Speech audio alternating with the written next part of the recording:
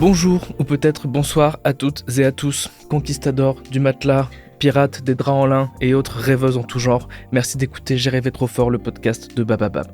Embarquez avec nous dans ce programme durant lequel nous allons plonger dans la nuit de notre invité, ses rêves les plus marquants, ses nuits les plus mémorables, des confessions sur l'oreiller et tout ce qui se passe quand les lumières sont éteintes.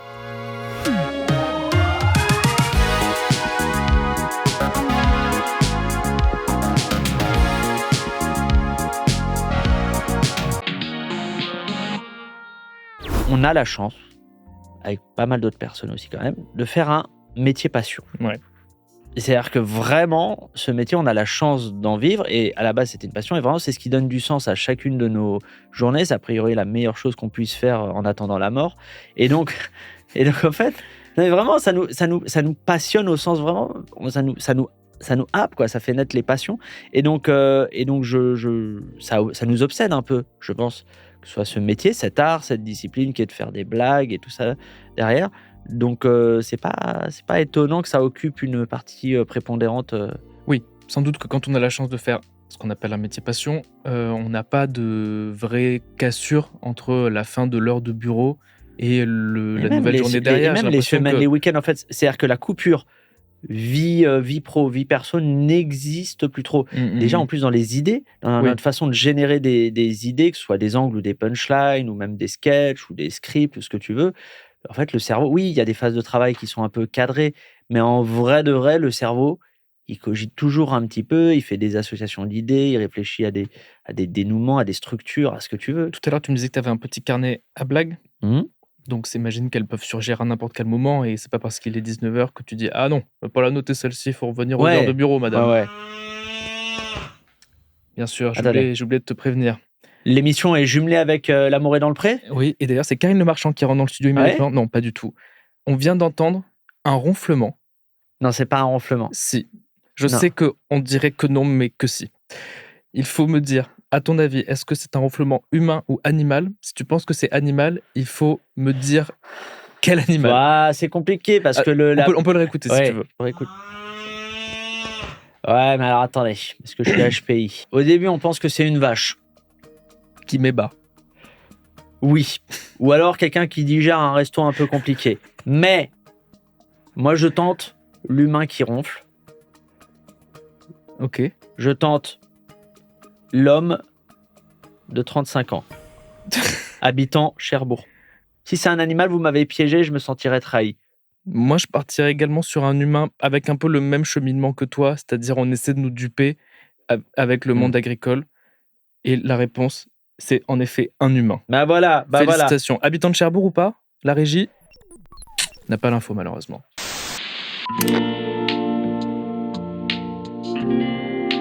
Maintenant, nous sommes au cœur de la nuit. Oui. Et on va entrer dans le vif du sujet, qui est la partie que je préfère dans l'émission. On t'a demandé de nous envoyer un rêve que nous avons recréé grâce aux équipes techniques et hautement qualifiées de Bababam Productions. Allez, les auditeurs, chaussez votre casque, mettez-vous en position confortable. On écoute tout de suite, en exclu chez Bababam, le rêve radiophonique de Manon Bril.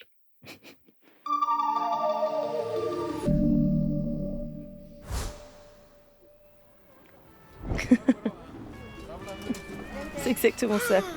On est bien là quand même, hein. Oui, c'est vrai. Ils sont quand même cool, papa et maman, d'avoir laissé partir leur fille de 5 et 8 ans à Puerto Escondido pour quelques semaines.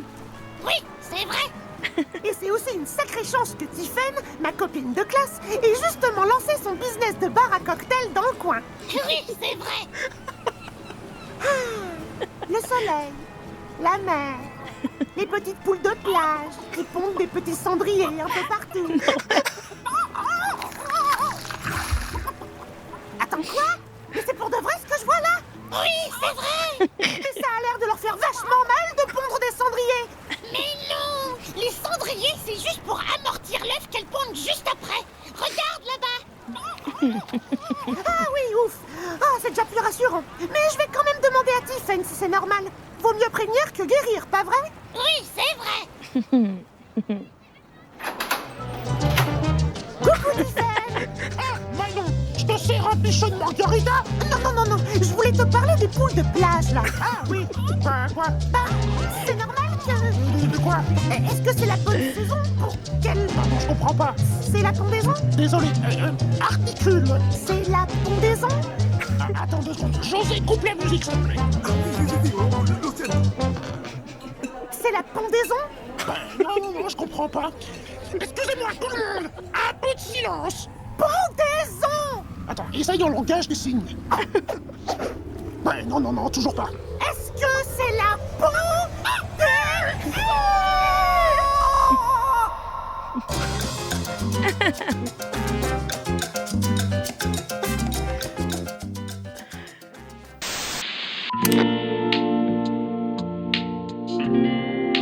Est-ce que tu dirais que tu es différente la nuit par rapport au jour? Bah oui, parce Quelle que est la swan nocturne? Je veux dire, elle la est swan inconsciente. nocturne, elle est comme ça. Non, mais... Ouais, j'adore danser, quoi. J'adore danser sur l'électro. Je suis la meuf qui danse, qui même va arrêter de boire de l'alcool ou prendre de la drogue. Je prends jamais de drogue, mais pour pouvoir plus danser. Ça m'est arrivé à l'époque où je prenais l'avion. Je sais que c'est mal. Mais de rater mon avion à Berlin parce que je dansais sans boire, seule, dans un club, et j'ai regardé l'heure, il était 10h du matin, j'avais raté l'avion, quoi. Bon. Mais par contre, il m'est arrivé un truc de dingue. J'ai fait 1600 km à vélo, et c'est pas ça le truc de dingue. Mais déjà, petit exploit. J'ai fait genre Paris-Copenhague à vélo, alors sans entraînement, j'avais jamais fait de voyage à vélo. Et sans quoi pause. Faire, voilà. Tu peux mentir ici, personne va fact-checker. Bref, on s'en fout, mais à chaque fois qu'on faisait des pauses, donc on s'est arrêté 2-3 jours dans des villes qu'on traversait avec mon pote avec qui on a fait ça, on allait danser comme des dingos, alors qu'on était KO. Un peu fatigué, voilà. Oui. Non, on dansait jusqu'à 6h du soir. On avait besoin de bouger autrement, je sais pas, il y avait un truc. Mais c'était quand ça? C'était il y a 2 ans. Allez. Assez impressionnant. Ouais, donc plus j'étais fatiguée, plus j'avais envie de danser.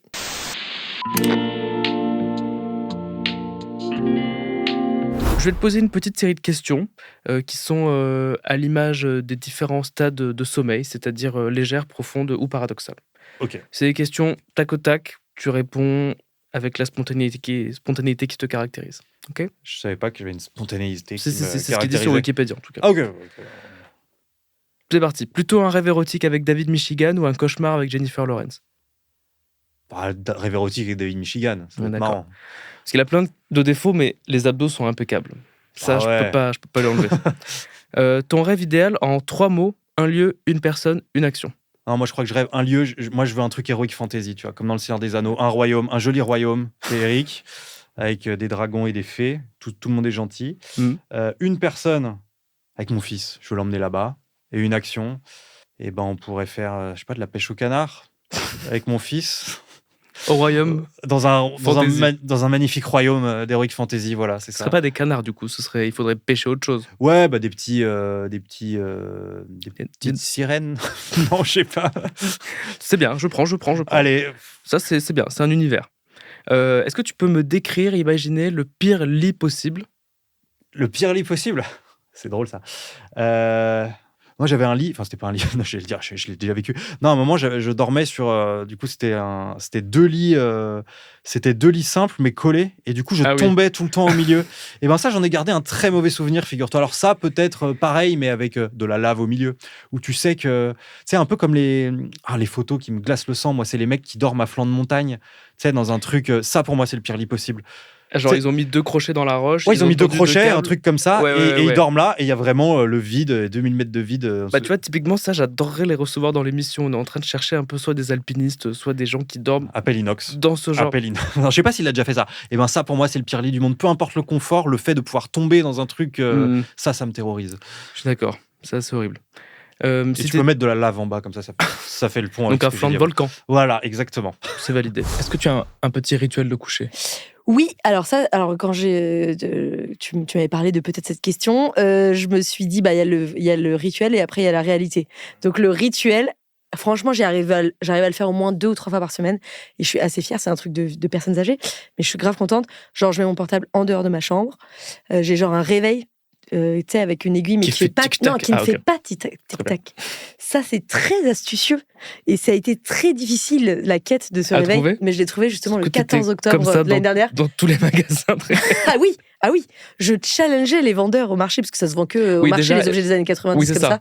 Quelqu'un, tu dis, je cherche un réveil analogique, et ils sont genre... Oui, c'est ça. Bah, déjà, je connaissais pas le terme analogique. Moi, je dis un réveil qui fait tic-tac, qui fait pas tic-tac. Bon, déjà, la meuf qui sait pas ce qu'elle veut dans la vie.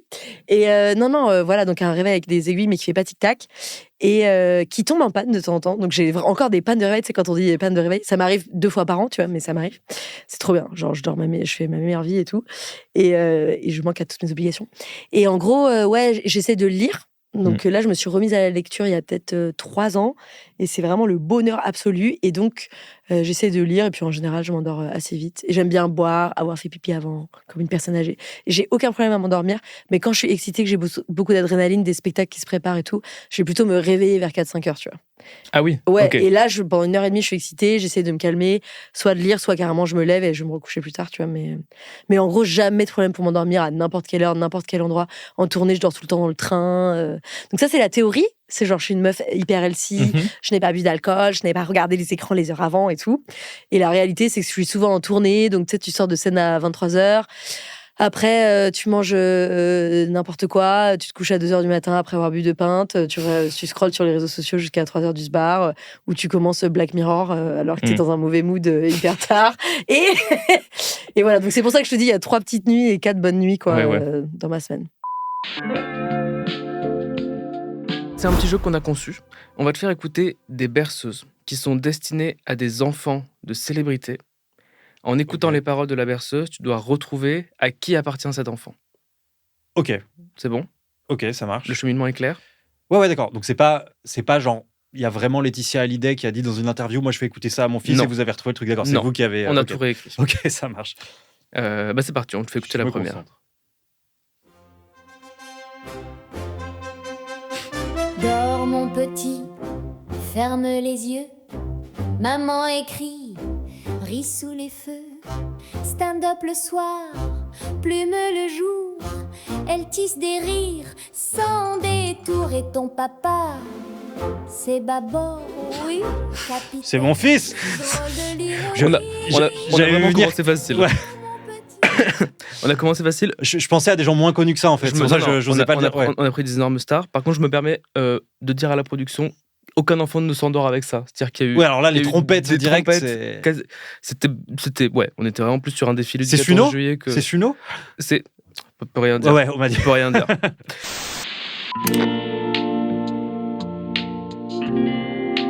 Je crois qu'on a une dernière berceuse, si je ne m'abuse. Oui.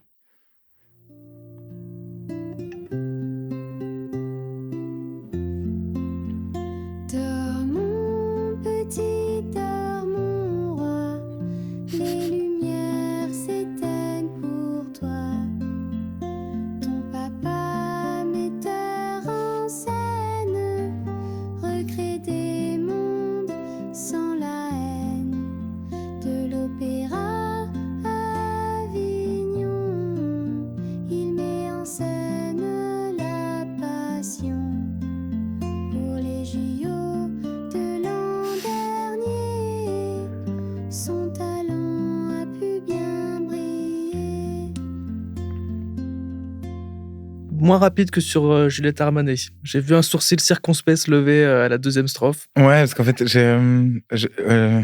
j'hésitais entre Romeo Castellucci au départ et Thomas Joly. C'est Thomas Joly, non ? Tout à fait, c'est Thomas Joly.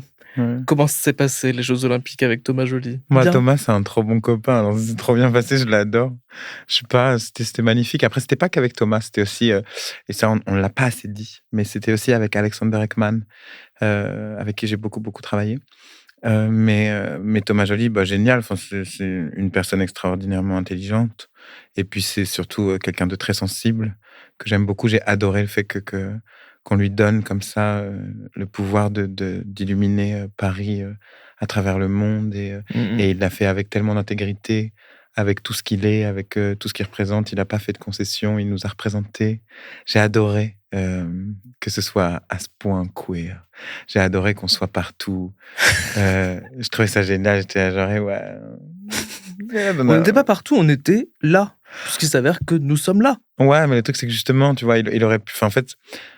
il y a un endroit où dans un truc comme ça un peu institutionnel, on aurait pu nous mettre dans une case qui était genre ce moment du show, alors que je trouve que c'était un peu justement, comme tu dis, on est là parce qu'on était un peu présent. Enfin, je trouve que sa queerness était présente dans tous les shows. Il y a un truc comme ça quelque part où ça se ressentait dans toutes les performances. Il y avait un endroit où on était là, vraiment là. À croire qu'on sait mieux faire. À deux doigts de le penser, mais bon, pas non plus. Je le pense. Nuit arrosée, fête enflammée, l'euphorie t'a donné des ailes. À côté de qui tu aimerais te réveiller? Ah, ok. J'aimerais me réveiller à côté d'Alain Chabat, je crois. Ah, c'est une bonne réponse, ça. C'est un peu nul, mais je me dis, on s'est forcément marré. Je pense pas que j'aurais sucé Alain Chabat, encore qu'il n'y a pas de problème avec ça, mais je pense juste qu'on se serait marré, qu'on aurait été tellement bourré qu'on se serait endormi dans le même lit et ça aurait été cool, quoi. Je pense que c'est un bon partenaire de fête. Bah, je pense qu'il a de la bouteille. Puis surtout, c'est une des rares personnes à qui j'ai plein de questions à lui poser. Je sais pas, il est cool. C'est une des personnes dont j'admire le travail, qui fait à peu près l'unanimité et qui doit être passionnant. Puis en termes de comédie, je pense qu'il a beaucoup de choses à apprendre à tous les gens qui ont l'ambition de faire des blagues dans leur vie. Est-ce qu'il y a la conversation sur l'oreiller et il y a la conversation sur l'oreiller post-sexe? Alors, post-sexe, beaucoup de sommeil, finalement. Mais, non, il y a la conversation sur l'oreiller et il y a les embrouilles avant le sexe. Ça, c'est le mieux. Il y a les embrouilles oreillers. Ok. Ah ouais, ça, c'est On n'a jamais fait ça là. Donc, Ah, c'est-à-dire c'est que la journée est passée, tout le monde est un peu fatigué. Ça fait 1 heure que tout le monde fait... Et tu rentres dans ton lit et tu regardes la personne dans les yeux et tu fais, il te dit ça va? Tu dis oui, ça va.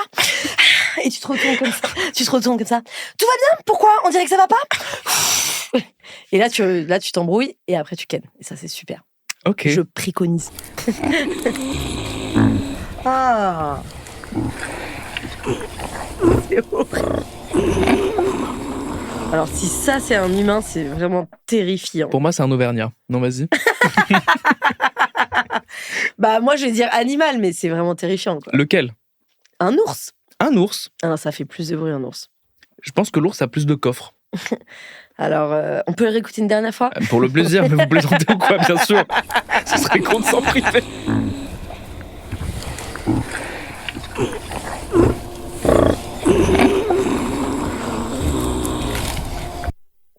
En tout cas, c'est quelque chose à qui on a envie de tendre un Kleenex. Je sens qu'il y a besoin de décongestionner quelque chose. Il faut aller loin, quoi. Donc pour moi, c'est un animal dodu, donc un castor.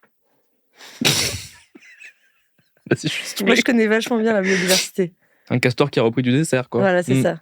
Eh bien, on me glisse à l'oreille que c'est un cochon, tout simplement. Mais t'étais pas loin sur l'animal dodu jusqu'à une sortie de route sur le castor que personne n'avait vu venir, pas se mentir. Est-ce que tu peux nous partager une soirée mémorable? Parce que est-ce qu'elle peut être mémorable sans qu'il y ait de la fête? Oui. Ok, j'en ai une. Tant que c'est nocturne. C'est plus que nocturne. C'est la nuit. Avec un grand N. Bon, alors, vous gardez ce que vous voulez dans tout ça. Hein. Bon, alors, déjà, moi, je fais pas beaucoup la fête. Je suis un peu un moine soldat, je me réveille, je bosse jusqu'à ce que j'ai envie de dormir, et puis après, voilà, c'est un jour sans fin comme ça. Okay. Voilà. Mais, il y a eu une période dans ma vie, pendant 1 an et demi, 2 ans, où j'ai pris un peu pas mal de champis, de type mexicain, de type hawaïen, de type Darfour. Et donc, à un moment donné, j'étais à Bali. J'ai passé 1 mois à Bali tout seul. Il y a un soir, j'étais sur Gili. Gili, il y a 3 îles Gili, entre Bali et Lombok. La spécialité de ces îles-là, c'est que tu peux faire la fête, tu peux faire de la plongée, et tu peux prendre des smoothies avec une quantité de champis astronomique dedans. Ce que j'ai fait un soir, 21h, je suis tout seul sur la plage, je me prends un petit smoothie. Après, j'aime la solitude et j'aime être tout seul. Non, j'aime. C'est pas des champis qui vont te mettre dans une situation où tu peux te mettre en danger toi-même. Tout ça est beaucoup trop relatif pour que je puisse répondre correctement à cette question. Et là, je suis sur la plage et là, évidemment, on mate La Grande Ourse, c'est Disney, c'est Mulan en 3D et tout ça. C'est fabuleux. On est sur une illumination du ciel dingue et tout. Fabuleux. J'en ai un peu marre. Je rentre à l'hôtel qui est juste à côté et là, je me dis, waouh, j'ai une idée de sketch incroyable qui me vient. Ça ne pouvait arriver que grâce à la drogue. Je tiens le meilleur sketch de toute ma vie. C'était un sketch. Je te fais. Tu l'as écrit? Oui, je l'ai écrit. Enfin, j'ai griffonné un petit peu parce que l'alphabet, tu le maîtrises moins en fait à un moment donné. Les A, ça devient des équations. Et donc, je me mets à écrire. le pitch global, c'était un sketch sur un mec qui veut écrire un sketch. Il y avait un truc très méta de mise en abîme et tout ça. Et je l'écris et j'ai l'impression d'être possédé par l'inspiration, l'écriture, comme s'il y avait une muse vraiment qui m'avait pris dans ses bras, qui m'a dit « Écris le meilleur sketch de l'humanité ». Je fais « Ah, c'est dingue, je vais rentrer en France, je vais faire ça, ça va être un banger. À moi Montreux, à moi les featuring avec Jason Brokers. » Et donc, plus 10 mois. Et donc, j'écris ça. Et je m'écroule à un moment donné, fatigue, fin de trip, au bout de 6-7 heures. Et je m'écroule sur le cahier. Je me réveille le lendemain. Je suis un peu claqué et je me dis, il va falloir que je regarde le sketch. Il était vraiment pas mal dans mon souvenir. J'ouvre le cahier. De la merde absolue. Mais lisible quand même. Très peu compréhensible. C'est-à-dire qu'il y avait des mots, mais les mots n'étaient pas placés dans les bonnes phrases. Est-ce que tu as gardé le carnet, je t'en supplie? Je crois pas. Mais enfin, c'est une page muséale, ça. Ouais, on a envie de la mettre sous vide. C'est le pire sketch que j'ai jamais écrit. Pas une seule punchline, zéro structure. Oui, mais il n'y a même pas les consonnes, donc tu vas. Il y a des adverbes qui n'ont aucun sens. Même Jean-Claude Van Damme n'aurait pas osé les créer, ces adverbes-là. Mais je me souviendrai de ça. C'était très triste. Le lendemain, l'ascenseur, pas émotionnel, mais artistique, était très compliqué. Merci aux auditeurs et aux auditrices de nous avoir écoutés. Je vous dis à bientôt. D'ici là, prenez soin de vous et n'hésitez pas à rêver trop fort. Salut!